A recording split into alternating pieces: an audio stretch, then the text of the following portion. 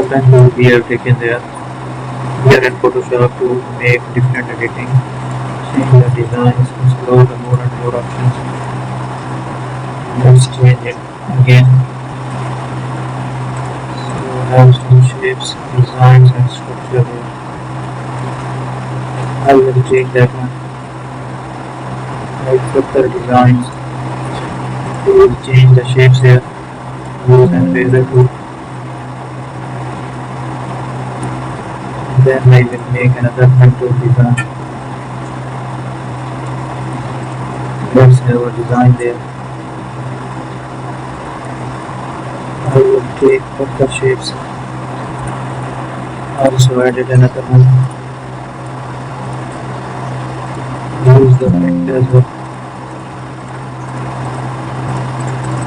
So now we will use the elliptical shape in the center.